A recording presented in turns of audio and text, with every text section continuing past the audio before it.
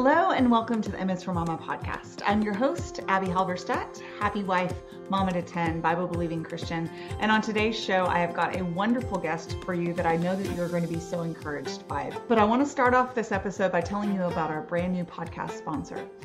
Voteberg Music Academy is an at-home music program that you can learn by stopping and starting at your own leisure, watching videos. You can even share the videos between siblings.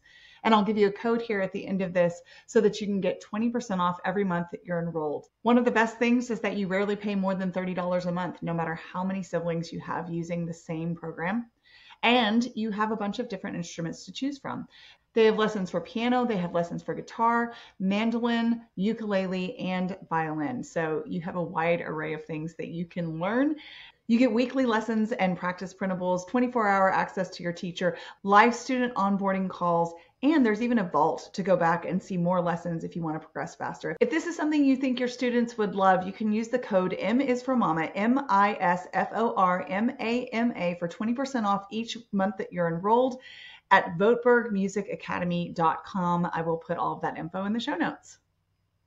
All right, guys, I have such a fun guest for you today. Lyndsey Mimnagh from Treehouse Schoolhouse is on the podcast with us today. Hey, Lyndsey. Hey, guys. This is going to be so much fun. Yes, it will. And I'm just going to tell you in full disclosure that this is second verse, same as the first for me and Lyndsey, because I pulled a major no-brainer on our last recording session and I didn't record anything. We had the best chat. We just talked it up and really hit a lot of things that I think you guys are going to be blessed by. So we're going to try and hit those things again. But I got to the end and pressed record instead of stop record. And my brain went, wait, what just happened? You have 10 children. It's fine. There's grace because we're all moms and we carry a lot. So no big deal. Yes. And that was her response. And so here we are again. And it's the first time for you guys, but for us, it's again, and it is recording. I will have you know. All right, Lyndsey, tell us a little bit about yourself.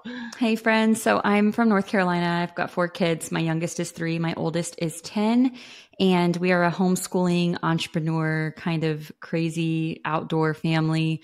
I write homeschool curriculum in my margins. And so Abbie and I have a lot in common. So we're excited today to talk about some of those things that we have in common and just kind of share some encouragement with you guys if maybe you feel like you're in the same boat as us.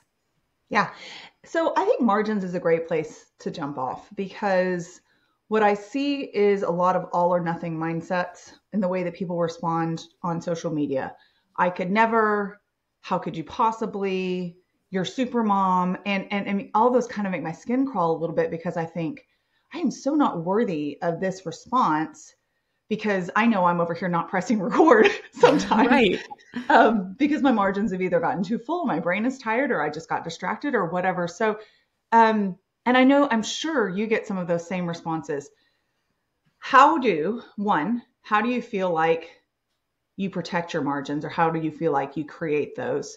And 2, how do you find yourself responding when people are kind of overawed by what you're able to accomplish in a day? I think that social media is a beautiful gift to the world, but I also think that it's only one piece of the puzzle. And so I often try to use my platform to share the real truth of what's happening behind the scenes because, I mean, I only have 4 children. You have more than double the children of me. But, I carry a business. We just built a house. My husband and I both own our own businesses and I'm homeschooling, I'm writing curriculum. And so it is a lot, but number one, I have a lot of help. And so I'm always trying to tell people that I'm not over here. Every single thing you see coming out of my company is not just me. I have a whole team of people. My husband is able to be involved with our homeschooling. We also have a part-time nanny, and I'm not afraid to talk about her and what a gift she is to us. Yeah. And that really before we had a part-time nanny and I was just full-time homeschooling, I wasn't working, and I was able to carry that without help. But when the Lord opened up these doors for me to start writing curriculum and blogging and all of these things, I had to make a choice.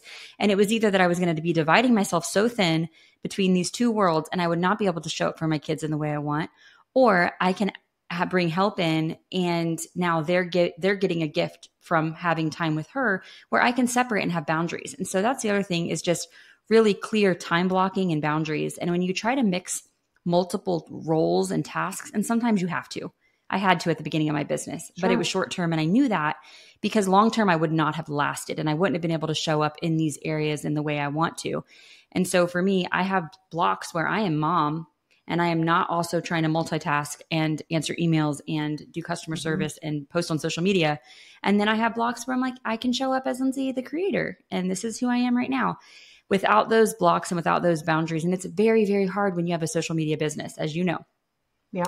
Because you just want to do it all the time. And that's kind of how it's set up. But without those blocks, I feel like my brain gets like mush and I'm not able to really show up in the way I want to in each area of my life. So I try to tell people the whole truth about what's really going on, that I don't have a great day every day, that my homeschool is often hanging on by a thread, that, you know, a lot of the beauty that you see is truly what I want for our homeschool, but it's not an everyday occurrence. Sure. You know, sometimes we're trying to bake together and I got kids breaking eggs on the floor and mom loses her cool and all of that's real. All the things that y'all feel, we're feeling those things too. And we have those moments as well. So I think just trying to be transparent about that and creating systems and margins the best we can. But at the end of the day, we're human and we all need grace. Amen. Absolutely. And I get to cheat because I know a little bit about you because we already had a conversation last week, but you sound so kind of balanced and honestly very orderly. But the way that you described yourself last week, it had me asking all these questions because you kind of described yourself as a barefoot hippie, creative type. Yeah. And yet here you are talking about margins and boundaries and blocking. And that sounds like a type A, very organized sort. So kind of give me a rundown of your background and A, how you started writing curriculum, because I love that story.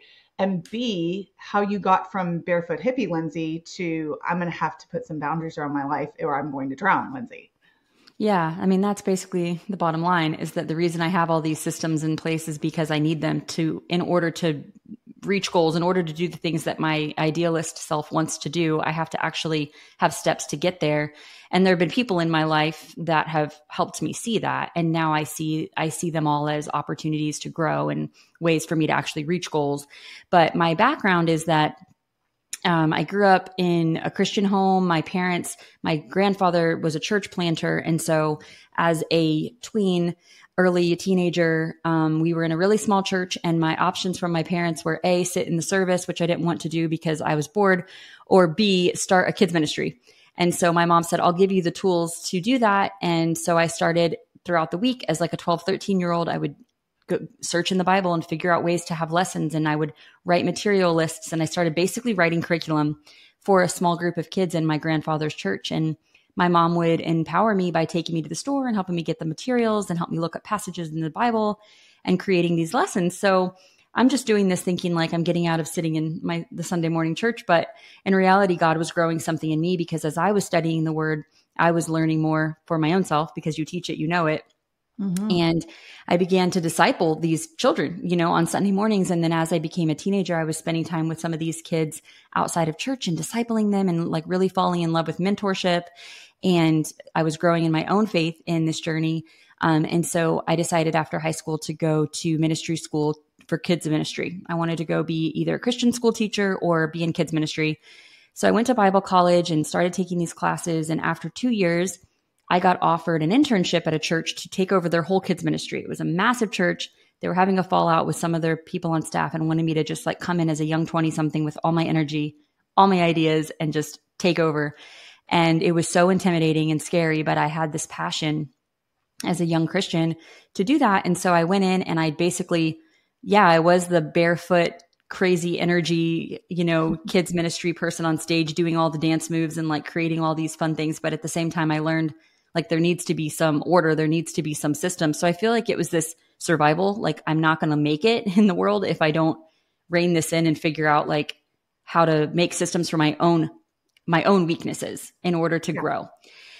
So I worked at this church for a few years. And then after that, I wanted to do something else. I ended up on the mission field writing curriculum for our ministry. That I went with YWAM and I was writing curriculum for some of our teams and working in churches and villages in Southeast Asia. Which YWAM is very close to where I am. I don't know if you realize that, but YWAM is like an hour from me.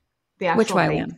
Oh, But really? the one in Texas is like the Okay. original one is like an hour from my house, which is really Oh, cool. awesome. Have you been Sorry, there? proceed. Yeah. Have you been there? Yeah, yeah, we've Okay. been out there before. Yeah. Awesome. So I was in Hawaii. So their other main base is in Kona. I ended up going to Yours is Hawaii and cooler than Maui. ours. It was really awesome. But people are like, oh, you were a missionary. You went to Hawaii. How nice. How convenient. But I trained in Hawaii, but then I was in Southeast Asia, staying in villages, no AC, all the whole thing. It was a really great experience for me. But through that, I just started writing curriculum in for ministry. And after that, I got hired as a nanny. I'm going to try to quickly tell you my story, but I got hired as a nanny. And after being there a little while, they asked if I would homeschool them, homeschool their children. The child was having some struggles at school, and they just said, I think it'd be best if he was homeschooled. Is that something you'd want to do? So I basically had a front row seat in home education as a homeschool teacher before I was a parent. And I was able to adapt this child's needs that he had. You know, I was able to bring him home and we would do school in the Treehouse. That's where Treehouse Schoolhouse came from. We would, I would write all these lesson plans. I would take curriculum and I would turn it into something that was more enjoyable for him based on things he was passionate about, allowing him to move, helping him with the struggles he had. And I just absolutely fell in love with home education and ministry, both. They were like my passions. So when I became a mom after working there a few years, I became a mom. And when my kids were preschool age, I basically started homeschooling them and started writing curriculum for the kids. So it's just basically been this thing that God has woven into my life since I was young, like 20 something years ago, I'm writing curriculum. And now I'm seeing it come full circle where I'm writing it for my own children.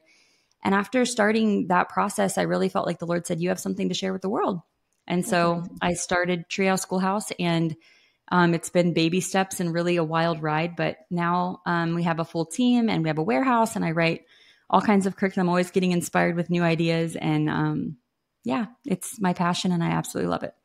That's amazing. I love that your story in some ways is similar to mine, and that I've always written in some capacity. It was either stories when I was younger, essays. I started college really early and I was an English major. So I was writing, 15, 20 page essays when I was 15, 16 years old. And just that discipline that you learn to craft words well and craft sentences well and look up sources, and got a degree in that early, and then just never stopped writing. Wrote a novel in my 20s, started a blog 13 years ago. And I mean, I call myself a pragmatist. And it's not that the dreams aren't there. It's just kind of, I always assume they're not going to actually happen because, dreams don't become reality unless you work for them. And somewhat, I don't mean that in the total bootstrappy, like the Lord can't work miracles, because he absolutely does. But that consistency, that kind of parable of the talent of being willing to take what he's given us and do a little bit, even though all 13 of those years that I blogged, I had multiple children. I had 3 when I started blogging. I have 10 now. So, and then eventually the Lord brought to fruition a dream that I'd had since I was 7 years old. The only quote unquote career dream that has stuck around. I said I wanted to be an author when I was 7. I said I wanted to be an author when I was 20, when I was 28, when I was 32. And the Lord finally brought that along at 37. And I don't know that I ever really truly believed that that was going to be a reality. It just felt like I was just plugging along in the little margins and the spaces that he had provided for me. But you look back and you see, wow, you were preparing me all along for this. And just by being consistent to keep doing the thing you were calling me to do, even if it never became a business with a warehouse, even if it never became a multiple book contract, that faithfulness matters. And it's just, it transforms us as much as it does anything else. But then also sometimes we get the chance to offer that to the world, and it's kind of humbling and way cool. I know. I'm like getting teary thinking about just how he strategically, and I can't share too many details, but like strategically, even like some things with that student that I had were specifically setting me up for my own child, or specifically setting me up for seeing the world in a different way so that I could offer resources to parents that have similar struggles, or just long for a family connection, or don't know how to explain the gospel to your children. Because I worked with so many children who were coming to our church, had never heard the gospel before. one of the churches I was working in, they were like inner city. And so they were just kids coming where their parents weren't faith-filled parents. The parents weren't taking them. So I was able to explain the gospel in a very like simple way. And then now I'm sharing with parents for the first time that they've never opened the Bible with their families. And I'm saying, hey, I know how to do this. Like this doesn't intimidate me because the Lord set me up for such a time as this. And there's just so much fulfillment in the process of saying yes to the little things with him, that I wasn't really looking for the bigger thing. It was kind of like, I mean, my husband even told me way back then, like, one day you're going to publish curriculum that's going to be all over the world. And I kind of scoffed at him, like, I'm just wanting to be a homeschool mom. Like, I don't know. But sometimes other people see things in us as well. And it's just an amazing journey to walk with the Lord. I love hearing that about your husband. My first book, Misformama, is dedicated to my husband. And I think it says something like, because you always believed I could. And oh my gosh, now I'm going to get teary. That's just so cool to have the support and encouragement of a man who's leading well, but also supporting you and saying, this work that the Lord is doing through you matters. And so there may be someone out there listening and thinking, either I don't have that support, and that's hard, but it's definitely something to pray for, or well, but I don't want to write books or publish curriculum but honestly, we mean it when we say the quote unquote little things that are having that effect on your family. That Mother Teresa quote, if you want to make the world a better place, go home and love your family, is essentially what it says. It starts with those bedrock principles of teaching God's word to our children and, exemplifying his goodness to them each and every day. So you describe yourself as a dreamer. You didn't today, but you did last time. So I'm just going to say that for you because you sound a lot more like me when you're like, I wasn't really, but you have these things that you are working for now. And yet you have these margins and you have these systems in place. I like to call them rhythms. I think you use the same word. Yeah. And one of them is getting up early. Can you tell me a little bit about that? Because dreamers don't tend to get up at like 5 o'clock in the morning. Yeah. I mean, I think I'm a dreamer, but I also am a realist to the fact that I see that there are all these things that I want in my life or in my home, or I want for my children, or I want in my relationships or whatever. I'm a visionary, but I also realize that those things don't just show up. Like those things, actually, you have to take steps. And so I think it's just been an area of maturity over the years that it doesn't come naturally to me. Sure. But when I say, oh, I would love it if my kids, were more responsible with cleaning up after themselves or whatever the thing is.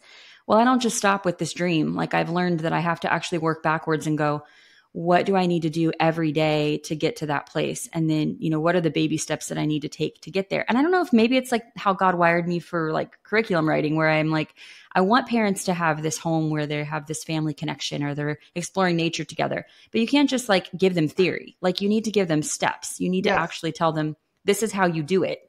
And that is kind of one of the ways I'm gifted is like, I actually hold people's hands and saying like, this is more than theory. Like I could actually never write a book like you. Like I was offered to write a book and I'm like, can I just write curriculum? Cause that's my gifting, like how to actually do the thing.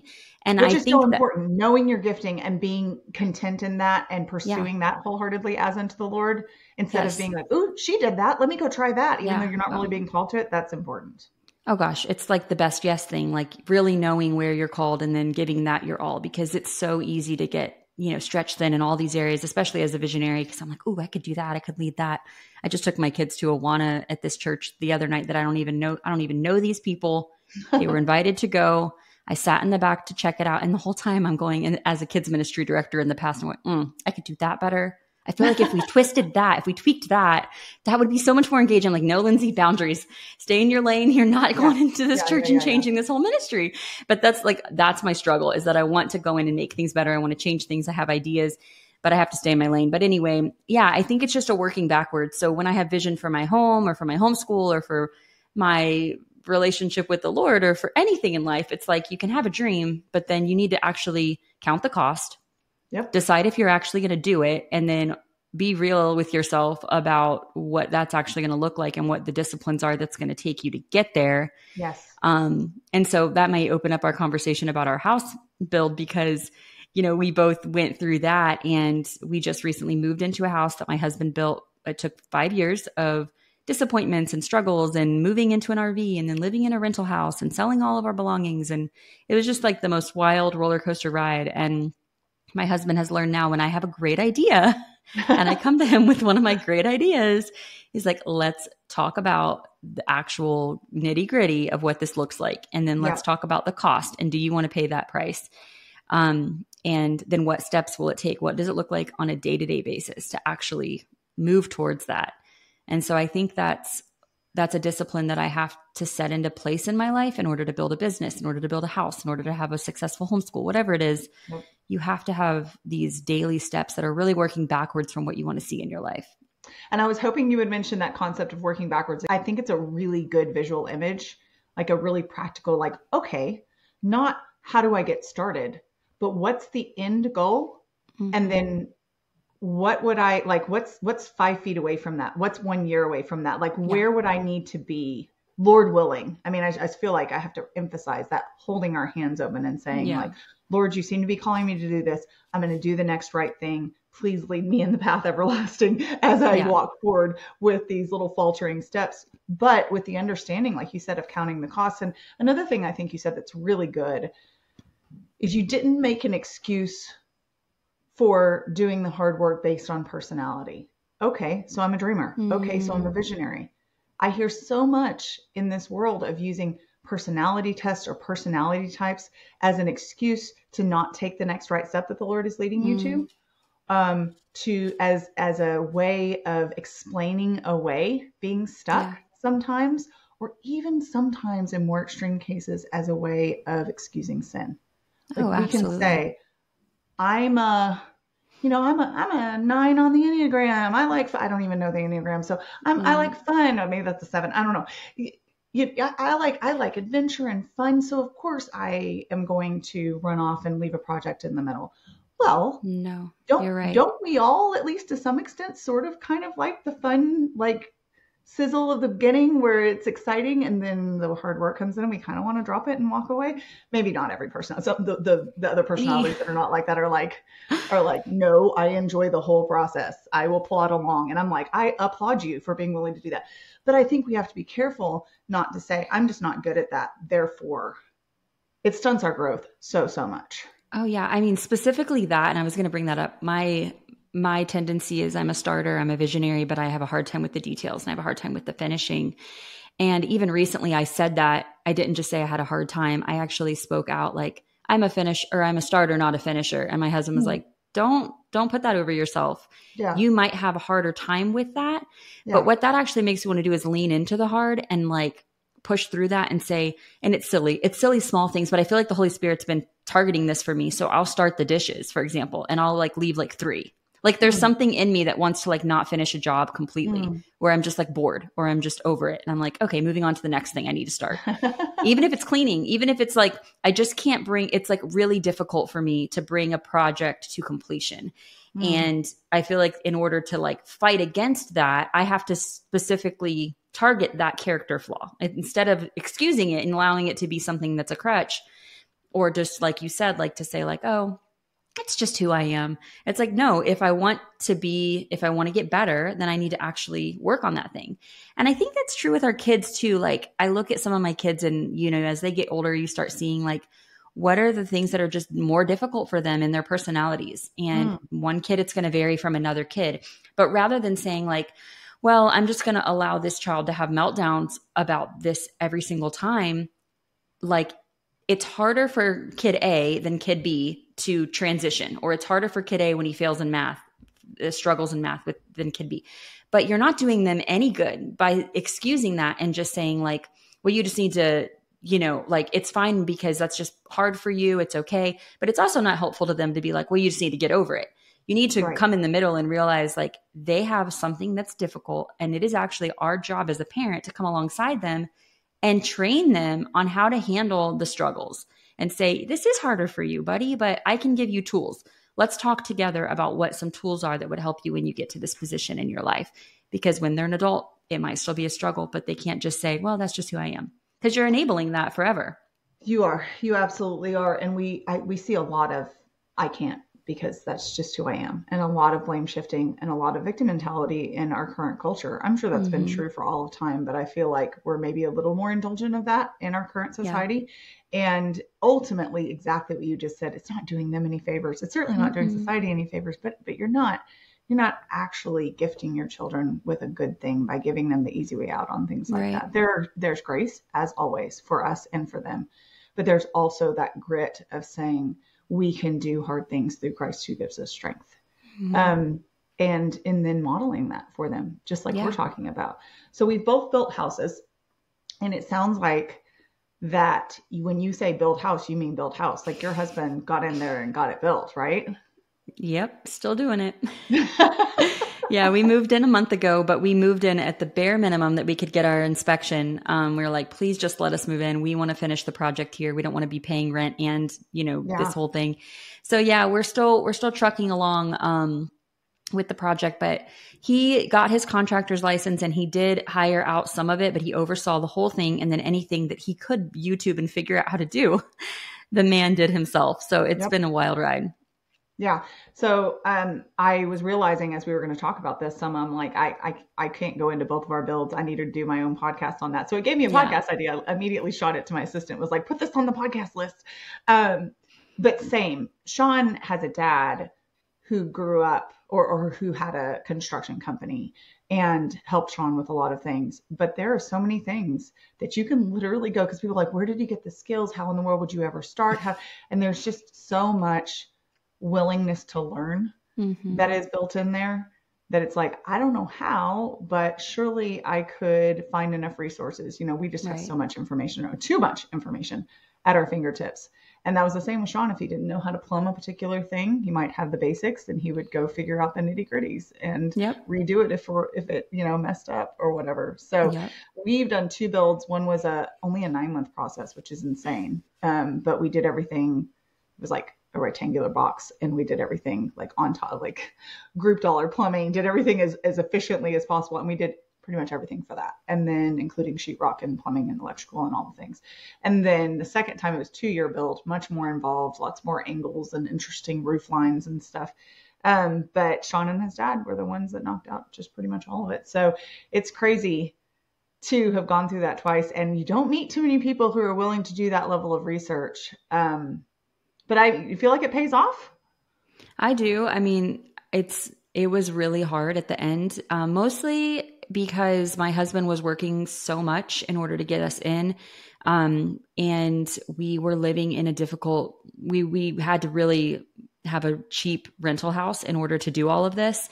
And so if we would have had a more comfortable living situation, I could have been more patient, but it was a really difficult situation. At the same time, I was growing this business, which was sort of a happy accident.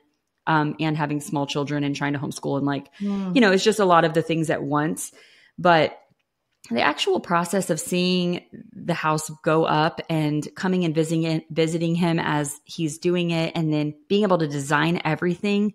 I mean, I was the one, saying, this is where I want everything, every doorway, every window. It's like, it's so overwhelming, but it's like such a dream really to just have a blank canvas and say, what are the goals I have in our home? It's the same thing as working backwards. It's like, what do I want my home life to look like? What do I want for my kids? What kind of spaces do I want when I host people?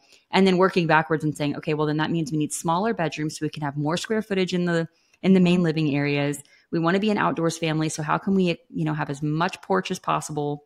All of these things where it's just really fun to be able to dream that and then work backwards and make it happen.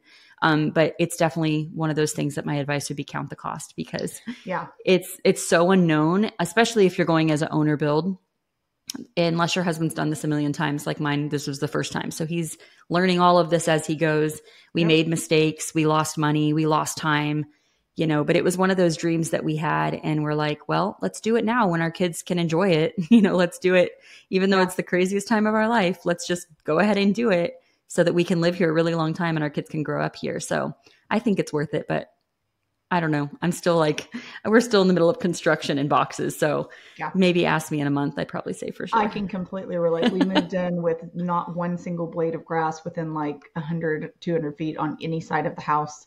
So much East Texas red dirt. I've never seen so much dirt in my life. It was in our teeth and our hair and our toenail. It was so bad. So bad. We have Concrete Carolina floors. clay. Yeah.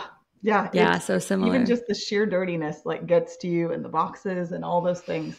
So I can totally relate. I hear a lot of people that say, like, why would you do this to yourself? Because it is so much work and it's so exhausting. And I think the part that you mentioned about your kids being able to enjoy it, I really love that our kids got to see that work go into it, the way we functioned as a team. Mm-hmm. We divided the tasks, and I sourced things and I designed things and I tracked things down. I wasn't doing a lot of hammering of nails because he's a lot faster and better at that than I am. And I'm over here homeschooling. Like, you're not trying to do this kind of equal. I mean, this is a lesson in life and in marriage. You're not over here trying to double up on the same task and then leaving another one to languish, instead you're seeing where the strengths and the weaknesses are and dividing and conquering. Mm-hmm. And I think that it's really important for our kids to see us doing that. And did we always perfectly get along? Did we always perfectly agree? No. Was it stressful sometimes? Yes. But our kids also need to see us working through conflict and stress and relying on the Lord, and then ultimately coming back to each other. And even if we have to apologize, saying like, I still choose you and I still choose this. And I'm glad that we get to do this together, even though it's really hard. And like you said, it was almost harder moving in once we were there and still doing so many projects because it was just so dirty. And we were literally moving kids. Oh goodness. Like I remember the first couple of weeks, there were kids in the living room. We had lots of bedrooms, but they just weren't to the point where people could sleep in them yet. And so it was just, so many eyeballs on me at 10 o'clock at night when I'm like maxed out. And I'm like, okay, we have to get a bedroom because I'm going to lose my mind. I need these children not to be looking at me at late at night, So yeah, totally can relate. Yeah. So if you had to give readers, we talked a lot about, discipline and making choices to get yourself from point A to point B, asking the Lord what he wants you to do next. If you had to give the listeners kind of your top 3 rhythms that you would suggest that they adopt, maybe not specific ones that are what you do, but just things that you feel like could help anybody stay to go better. What would you say? Do you think? I think that if you can get to the point that you wake up before your children, I know that that's not always feasible, especially if you have, small kids and you're up all night and stuff. There's grace in those periods for sure. But as soon as you can, to start trying to rhythm to get up before them and just sort of like think through your day. Like not only in my mornings, I'm usually up 5:30 or 6 and my kids are up around like 7.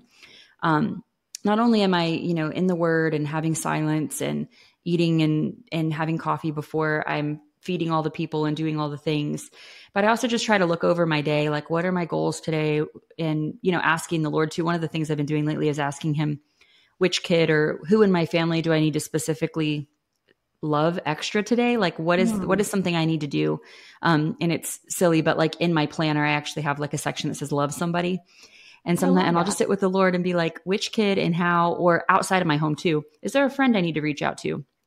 Is there a neighbor I need to, bring some cookies over to? Just show me, Lord, like who do I need to love today in a different way? Because we can just get going and forget to slow down. And a lot of times it's this specific kid and play a game with them or jump on the trampoline with them, just like a quick thing to be intentional. So that would be one.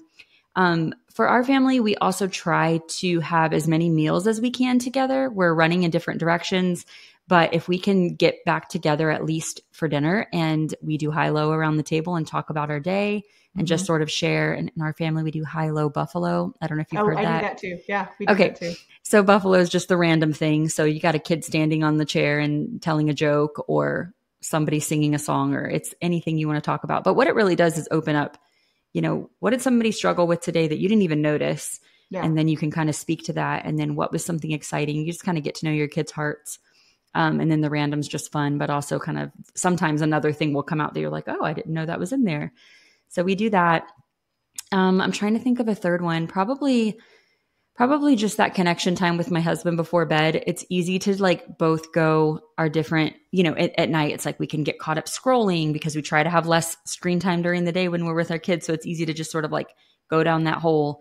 But we try to keep our phones away from our bedroom. And so at least the last 30 minutes we can like talk, connect, and just go to bed kind of with a more clear mind. So those are some things that have helped me, even just with like anxiety and just that go, my mind not stopping. Yeah. It's just having these moments in your day that you're kind of like pausing, remembering what you're doing with your life. What are the goals that you have? And just coming back to connection. I love that. Those are such great examples of realistic, doable things that I think could translate for a lot of people, even if they don't look exactly the same. Tell us about your newest curriculum offering that's coming out. Okay, so right now the whole Treehouse Schoolhouse community is in the middle of doing an Expectant Easter. So it's a 3-week curriculum that leads you up to Easter. But I'm in the middle of writing the second volume of our Bible curriculum. So after I put out an Easter and Christmas curriculum, I had so many families saying, I want to do something every day with my kids that's like a family devotional meets homeschooling. And so that's kind of, like I mentioned before, my two passions. And so I wrote a family Bible curriculum. It's called Rooted. And it's based out of the scripture that says, your roots by the water, and then you'll flourish in season, out of season, bear fruit. And so the first volume came out last year, and it's all about your identity. It's all about really getting kids roots deep into who they are in Christ and why they even do the things we do as Christians. Why do they want to read the word? Like, it's really getting to the why and getting to the heart of our faith. And then the second volume that I'm currently in the middle of writing is all about the fruit that's produced in a life that's rooted in their identity.